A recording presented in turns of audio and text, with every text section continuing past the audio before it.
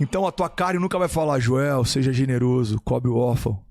Ei, Joel, seja generoso, ajuda aquele cara. Ei, Joel, tua carne nunca vai falar isso. Se você está ouvindo isso, quem está falando é o teu espírito. Eu vou te falar o que a tua carne está falando. A tua carne vai falar em seguida, ei, desconsidera, isso aqui é coisa minha.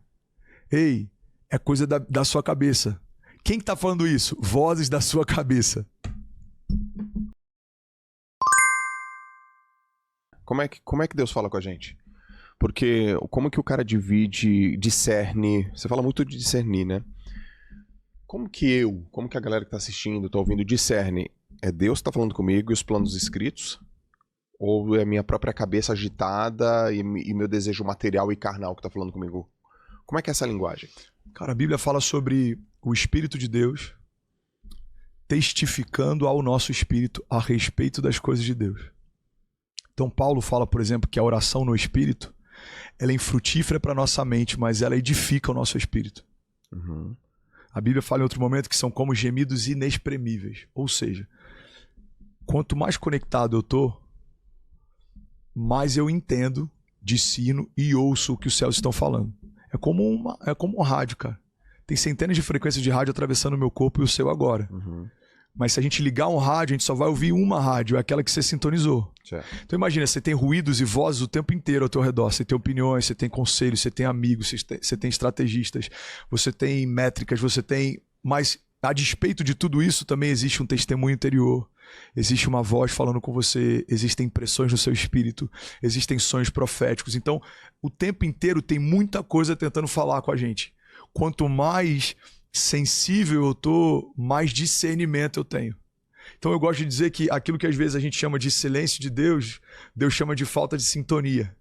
Não é que ele não está falando, é você que não está sintonizado com a forma como ele fala. Então vou dar algumas coisas práticas, tá? É muito comum as palavras que vêm de Deus gerar algum tipo de convicção ou afirmação. E é muito comum uma palavra que não vem de Deus gerar em você abatimento ou culpa. Então, como é que eu quero discernir se é de Deus ou não? O final desse meu desejo edifica. Cara, se edifica, é muito difícil ser algo meu, porque você nunca vai pensar em algo que te edifica. Vou dar um exemplo básico. Eu nunca vou pensar em algo que me edifica? Não, porque a nossa carne não é boa. Porque a nossa carne não é boa, ela é cheia de vício.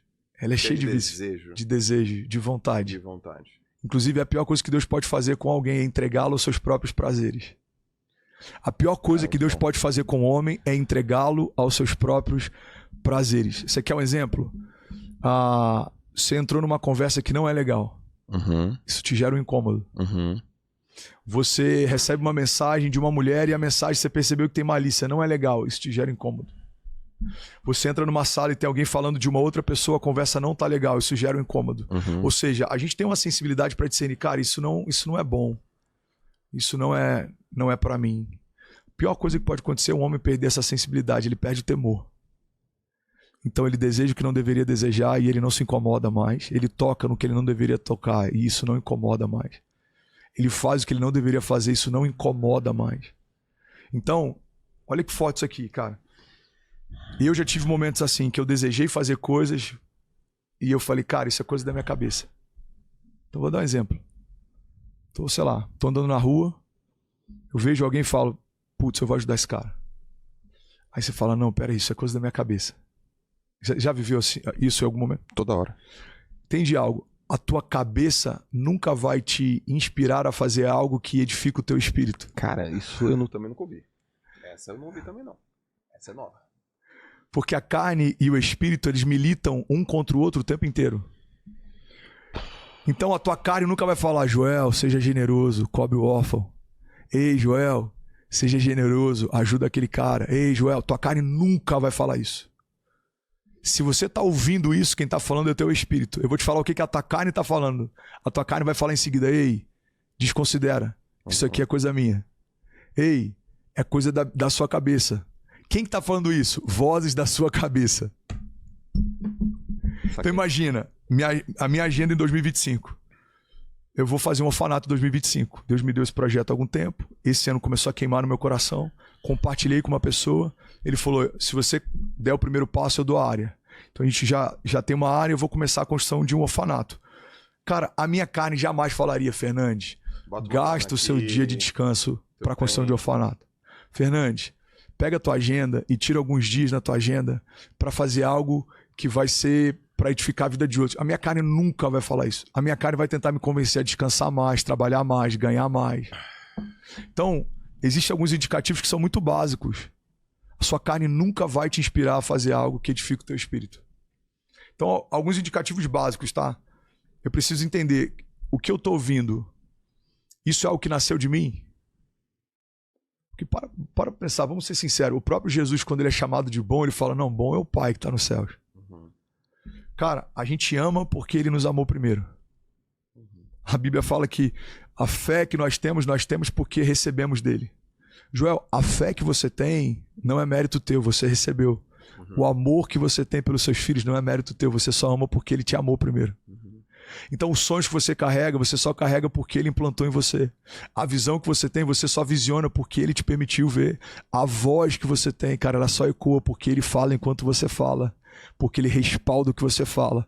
Existe uma frequência que foi implantada na tua voz que quando você fala, as pessoas param para ouvir e falam, cara, eu não sei, mas eu tô com vontade de ouvir esse cara. Isso é uma graça. Isso foi concedido. Então o que eu preciso entender? Então o que eu preciso entender? Existe uma expectativa dos céus para que eu faça algo com aquilo que me foi confiado. Existe uma expectativa. E o que eu acho mais forte em relação a essa zona de graça? Que é a voz.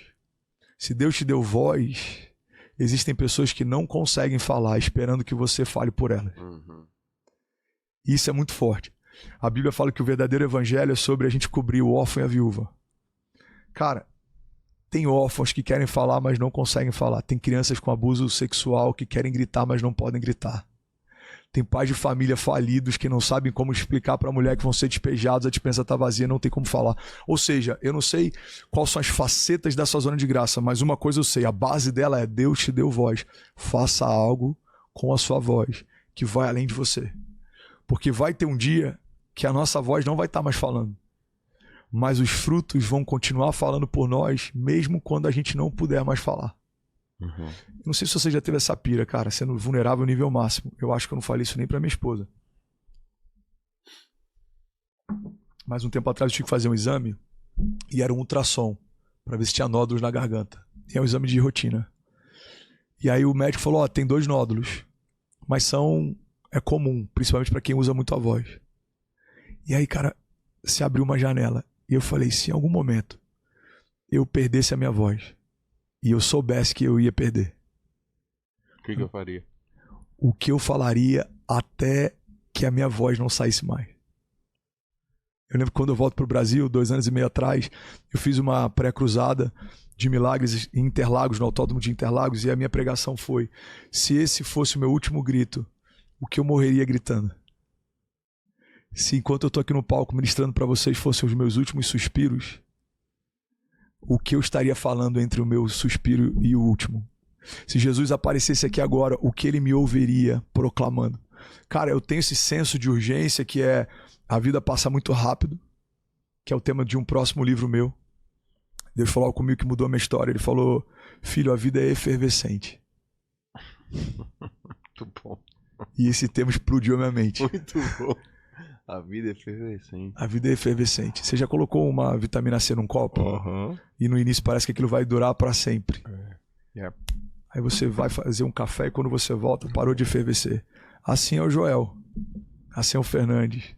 Eu já tive essa pira aí da garganta também. Já, mano? Louco, né? Eu já tive... Foi um pouco mais dura. Porque em 2011 eu descobri um nódulo na minha tireoide. Maligno. E aí...